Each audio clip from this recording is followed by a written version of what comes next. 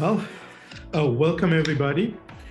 Good evening, good morning, good afternoon, wherever you are. It is a pleasure to host this webinar, which is part of the Futures webinars, which AI Center and Robotics of the United Nations Interregional Crime and Justice Research Institute is hosting. We've already had a number of sessions before. Today, we will be talking about the Metaverse. And actually, welcome to the Metaverse. As you see, we are already situated and sitting in the Metaverse. We will be discussing today probably one of the most buzzwords of 2021 as the year approaches. If one tech word would describe this year, it probably would be the Metaverse. For the right or wrong reasons, that became a big word now. Everybody's talking about it, and we would like to have this conversation, how Metaverse, how we all human beings will be living in the Metaverse, what will be the benefits and risks associated to it, how governments will benefit out of it, how international organizations will create policies around that, and how we will all interact with each other with this powerful technology. Today, my guest to this session is Witek Radomski. He is the CTO and co-founder of Enjin. It's one of the companies which is putting, and he, Witek himself, putting one of the first real or digital bricks of building the Metaverse. And let's kick off this conversation. Witek, first of all, wonderful to have you here with me in the Metaverse already. And I'd like to ask you, the Metaverse has been around for a long time. It became a buzzword now. Maybe you can give us a little bit of the history and tell us how it's been built now from your perspective. Yeah, thanks for having me. By the way, nice place, very vaporwave. So the metaverse, it's been a term in science fiction in the past. We're aware of probably books like Ready Player One and Snow Crash. So essentially, it's the concept of a digital universe, a digital world where many people can collaborate from around the world. Many people can connect into it and sort of have their digital identity in this digital space. But it isn't just a single digital world.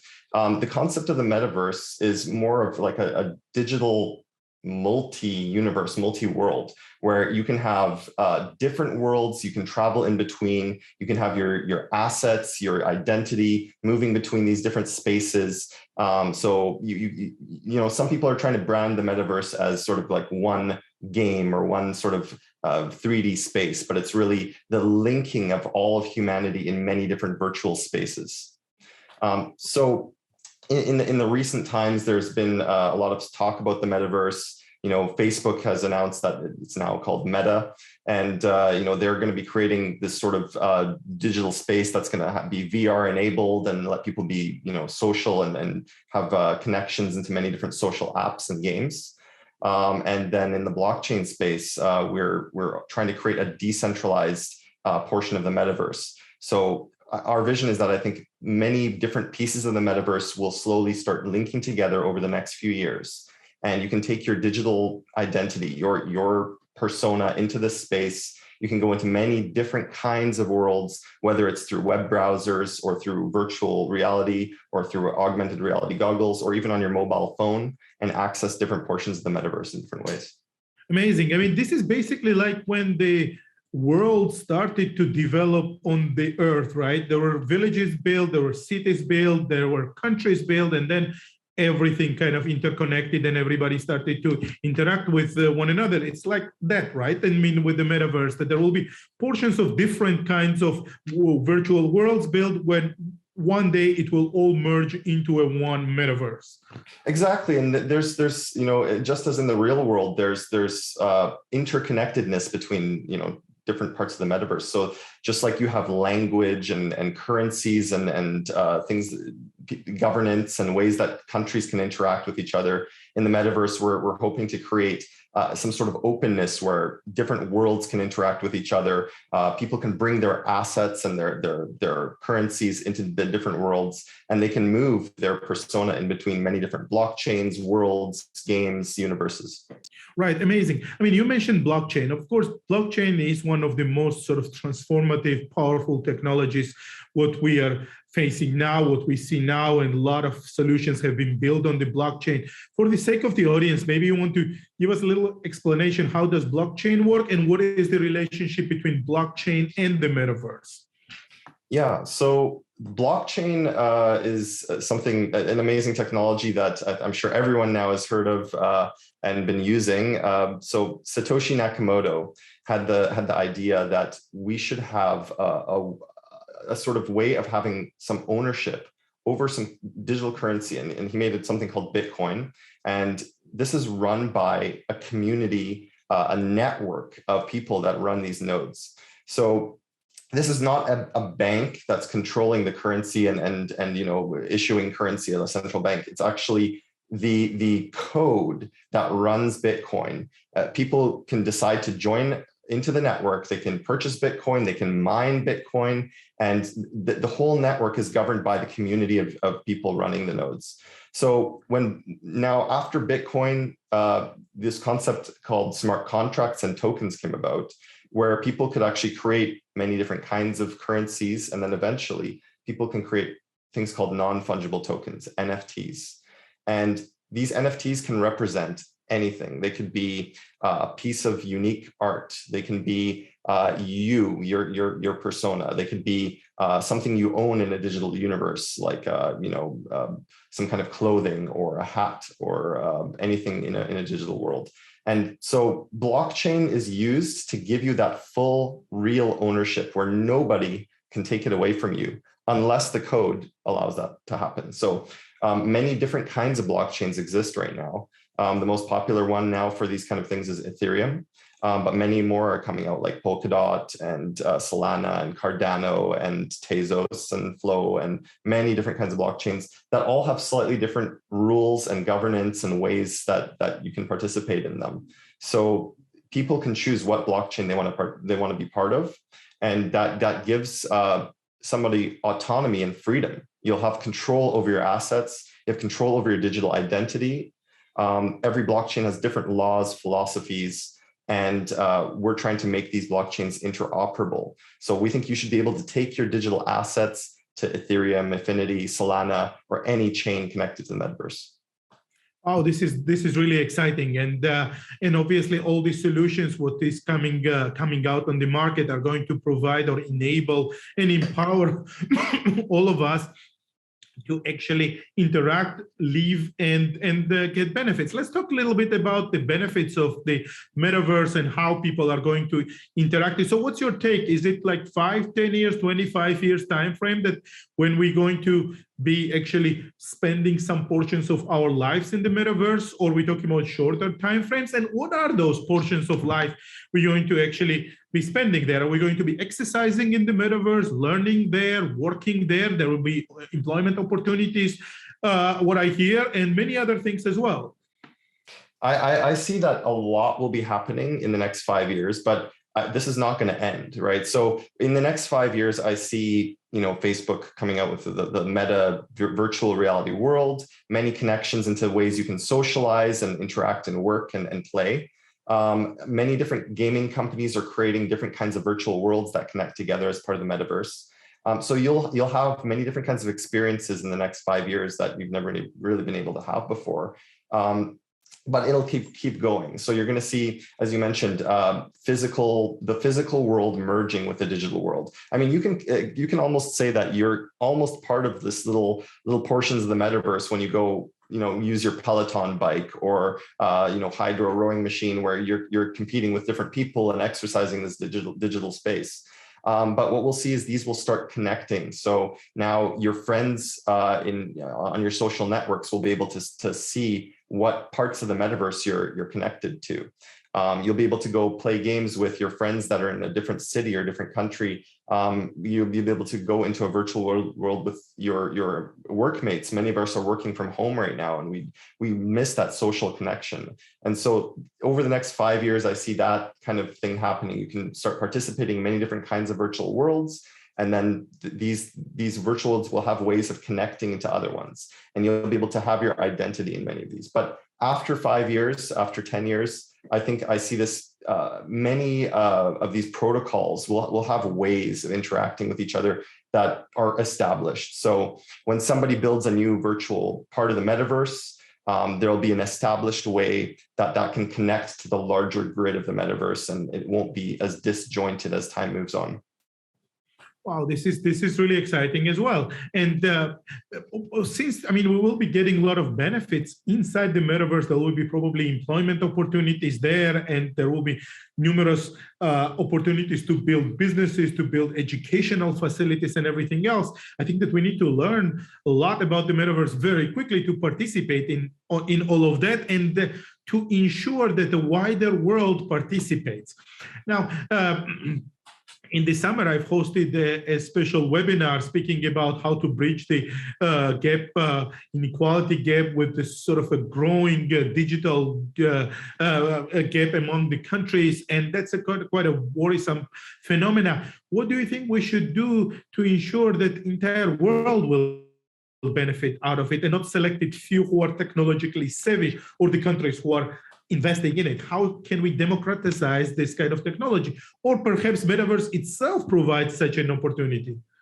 I think just like the internet has allowed anyone in the world to participate in the larger economy and be, programming, be making businesses, be making games from any part of the world, the metaverse will just accelerate that and give opportunities to everyone worldwide. But obviously, we need to have education. We need to have access. Still, there's many countries where you don't have access to a VR headset or even a computer that's powerful enough to be able to experience these worlds. So I think we're going to have education and access.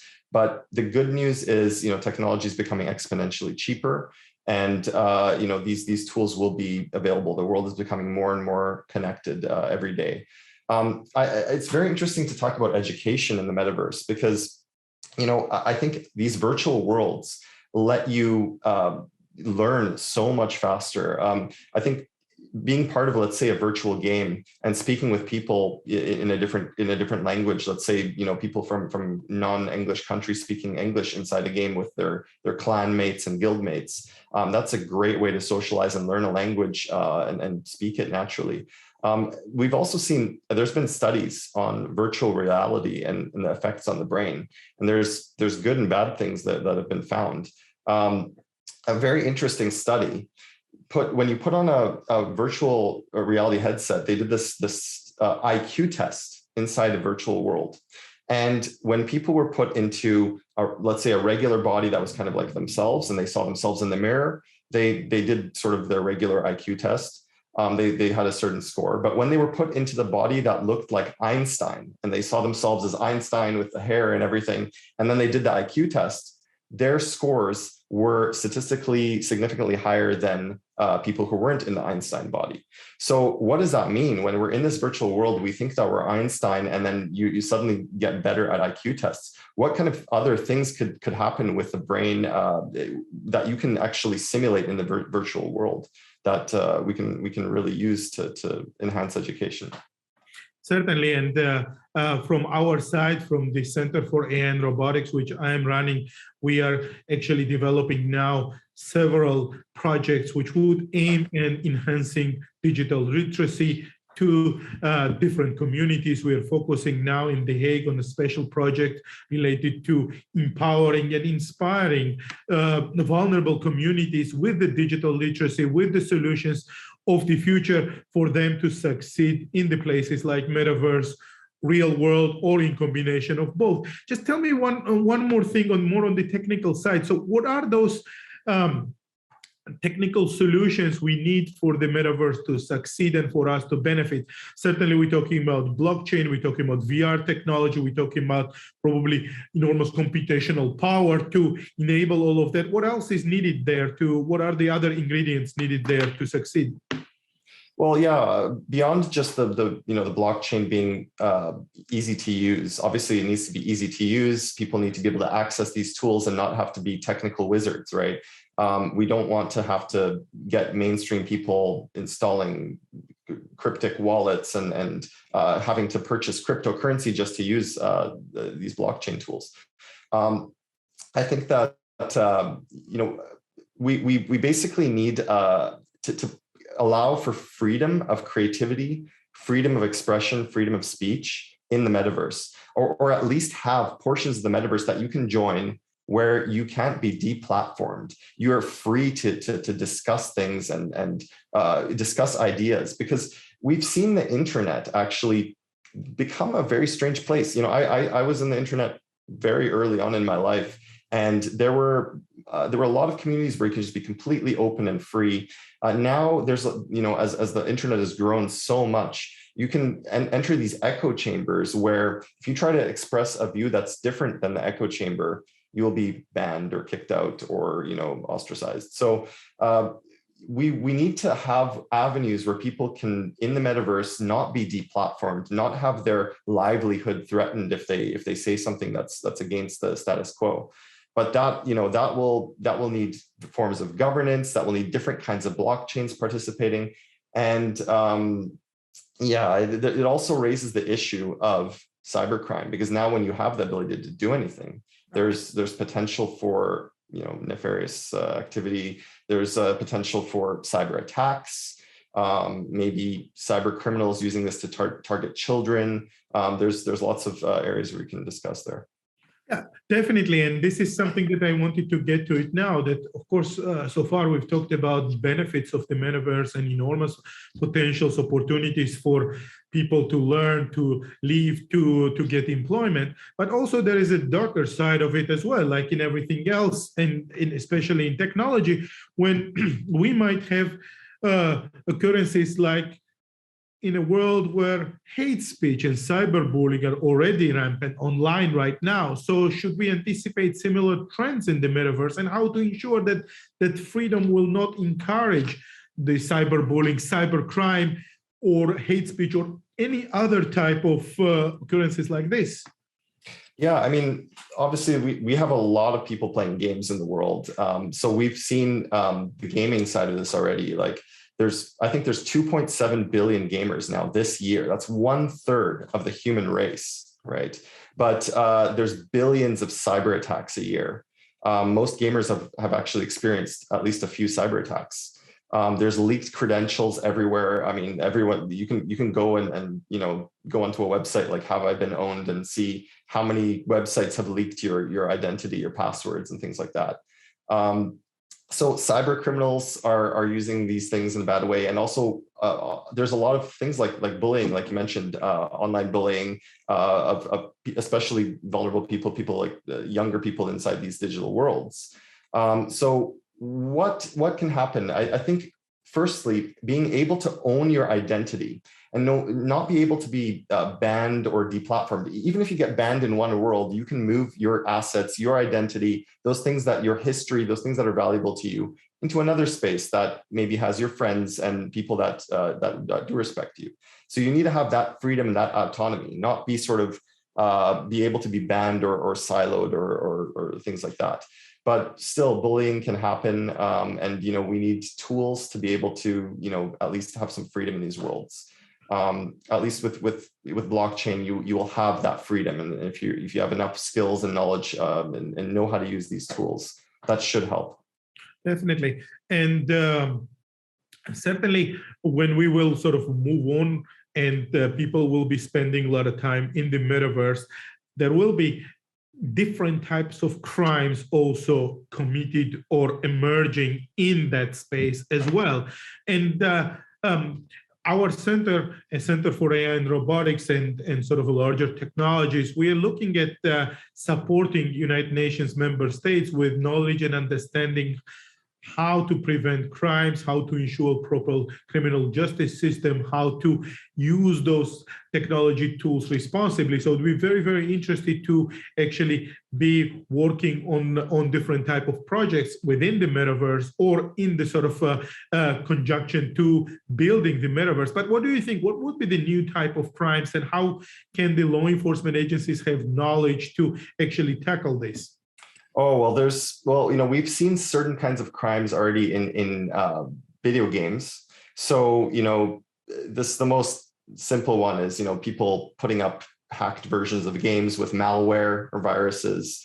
and then being able to, steal people's, empty people's bank accounts and things like that, or take over their computers, ransomware, things like that. But inside games, there's been many instances of, you could call it kind of light crime, but people creating sweatshops where people, they farm currency or farm kind of resources inside these games. People are selling hacked accounts. And then when we go a little bit further, what could happen in the future? There's a very scary thing that's possible in the metaverse. And this has scared me for probably a good decade now. Smart contracts allow you to create something that no government agency can really take down.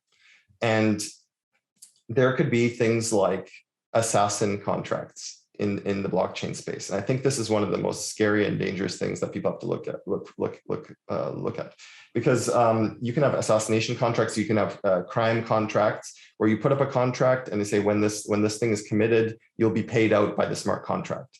And that, how do you control that? How do you control the dark web? How do you, ensure that people are safe in this digital universe where now, you can't be deplatformed? We're going to have very good heuristic tools, AI tools, and it's going to be a really weird and scary space, especially when everything is controlled by when your identity is behind this private key. People firstly have to be able to, they have to know how to secure their own identity, how to secure your blockchain private keys. Most people are very they don't really know about that and why they shouldn't trust their private keys to any website. And then, how do we deal in this online world where, virtual interactions can have a physical consequences? Now, this is certainly, something that we need to be really keeping in mind. And when we are providing information to the member states, also to our partner organizations like Interpol, Europol, and other sort of law enforcement networks, we're definitely looking out on those dark side of the metaverse and how to ensure from the onset so that we are actually able and empowered to prevent this type of crimes. And you've actually gave quite a scary examples on some of them. Perhaps metaverse itself can be a place where a lot of trainings for the law enforcement agencies and the regulators can take place as well, and can help out in this process. Exactly. Yeah. So it's a fantastic place to do simulations and test things out. Beyond just direct cyber crime, we also have to look at things like where abuse of these technologies can happen even by corporations to influence people. So we've seen how potentially news feeds, social news feeds can influence people to do certain things, maybe sway the election votes, or change people's mental kind of outlook on life. If you feed people a lot of negative news posts, they feel more negative in life. If you feed them positive news posts, they feel happier and more positive and more social. So when you think about that happening already, what could happen when you are in a virtual world where you have your assets, your identity, your whole digital life, even when you have a virtual reality headset on and it's feeding your brain directly these 3D worlds, right? There's been studies where you can actually shut down the hippocampus of the brain just by participating in VR. They did these tests by checking neurons in rats, and the rats actually, some of their neurons would react completely differently in a virtual world than the real world. So what kind of power is this giving to these people that build the virtual worlds? And could this be used to kind of corrupt society? I think we need to all work together to ensure that there's more positive worlds out there than negative ones. Absolutely, and certainly this is part of the job of the center, which I'm in charge of, to actually bring those type of solutions, bring this type of knowledge, both on the risks and benefits sides, to the countries, to the governments from the onset, to ensure that we will actually enjoy the benefits of those virtual worlds or one bigger world. Earlier on, Witek, you've mentioned artificial intelligence, strong AI tools, which may prove to be extremely beneficial in curbing out some of those risks which we have been talking about. Maybe you want to elaborate a little bit on the convergence of AI, blockchain, and the metaverse itself. Well, I mean, artificial intelligence is, I think another one of these scary and amazing technologies that we're going to have to be learning how to interact with and learning how to, process in the next decade. I think there's going to be a massive explosion in AI. We're already seeing it in virtual assistants. I mean, my son, who is very young and doesn't even know how to speak, I can barely understand him sometimes when he's speaking, but Alexa understands him very well, and he can control Alexa. So that's a really good, that's one of the language advancements in AI that's happening. There's tools like Transformer and the GPT-3 now, where you can literally make fiction just by typing a few words. It can generate whole paragraphs for you, whole books for you if you want. So there's a lot of creative tools, but then we have AI that can be used for analysis. We've seen companies like Palantir provide platforms for analyzing threat and for enterprises or governments or military to use in kind of deep analysis from many different vectors.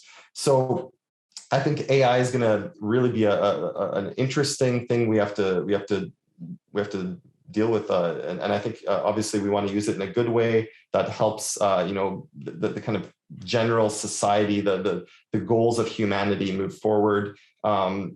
So yeah, I mean, one of the weird things I think we're going to have to deal with in the future is AI. Once we have some sort of AI actors that have some kind of semblance of maybe light consciousness, can actually own cryptocurrency. So if you can imagine AI owning currency, hiring people to do things, you can think of maybe a self-driving car that makes its own living wage and drives people around. There's many interesting things we'll be seeing, I think, in the next decade like that. Amazing stuff. And of course, there are a lot of platforms now that people are already going and purchasing different lands within the virtual worlds, which would once form the metaverse. And there are countries also created. Do you think this is the time already we at the United Nations should be thinking about opening our own presence in the metaverse, like opening offices, opening presence there, and to already start understanding that? Well, yeah, I mean, it's probably a very good thing to do. When you start participating in the metaverse and you are spending a lot of time in this digital world, I know I grew up this way, right? I grew up when the internet came out, and I was participating in virtual worlds from the very beginning for the last 20 years of my life or longer. And sometimes you have to think, like, what are the laws in this virtual space? Am I allowed to do this, or am I allowed to do that? What country's laws am I following here? If there's, I've experienced a lot of things like cyberbullying and harassment, and I've witnessed a lot of things happen over the last 20 years in many different games, hacking and these kind of things. So we have to figure out how this is going to look. I think humanity is going to be dealing with these challenges both in the metaverse, and then when we go out to Mars, for example, what are going to be the laws there? What countries are going to have jurisdictions there? This is something very interesting to think about.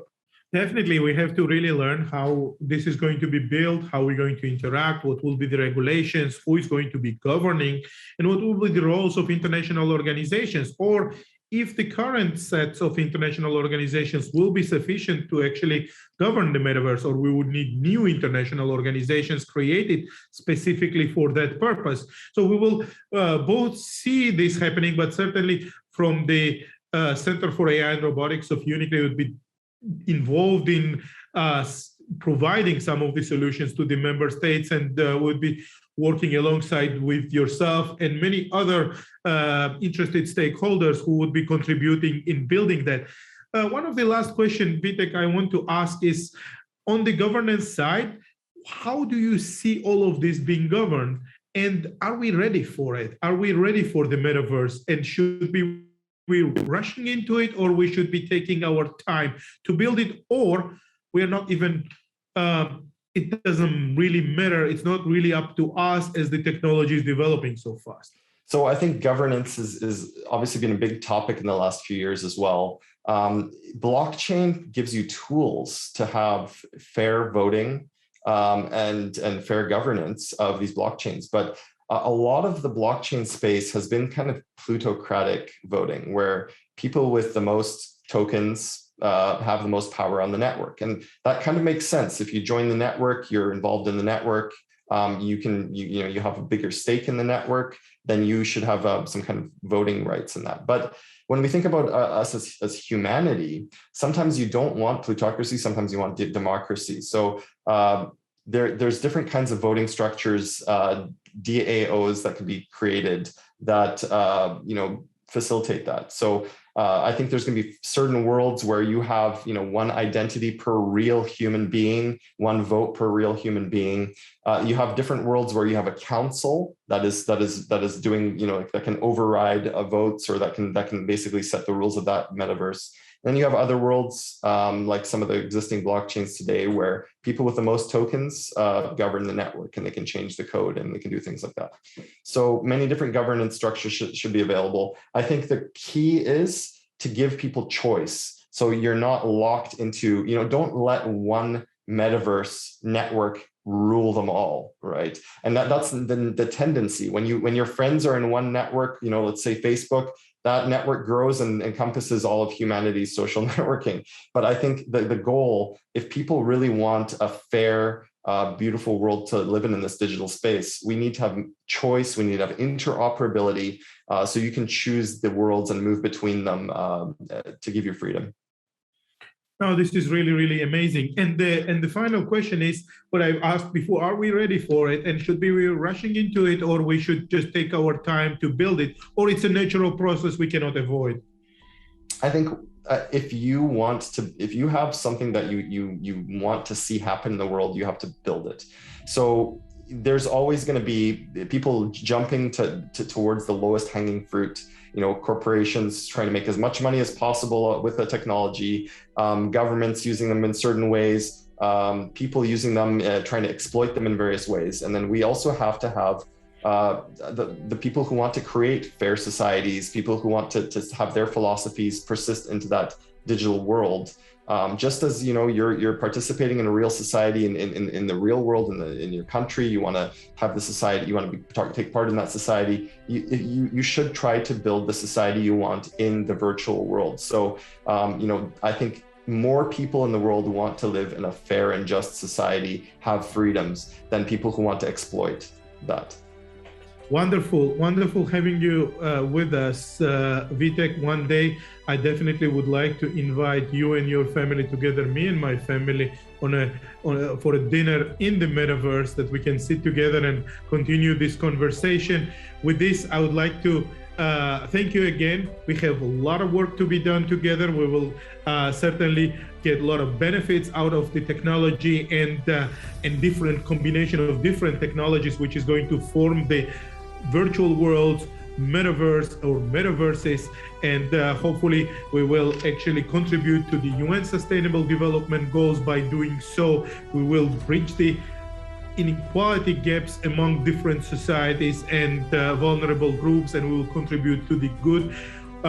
We will contribute to the safety and security in the world, and we will have a much better world to come.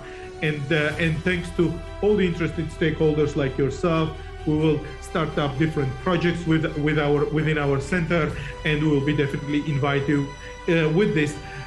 Thank you again, Witek. We will be finishing our webinar. I'm going to make an announcement that the future series will continue in 2022. In the next edition, we will be talking about Web 3.0, the benefits and risks related to the Web 3.0, which is certainly associated with the metaverse, but we'll be talking about different solutions with different guests and interesting audience. Stay tuned. Follow us on LinkedIn and Twitter, and we will be shortly with you in 2022. With this, I'm extending holiday wishes to all the attendees, to Witek, to you, and let's have a successful 2022.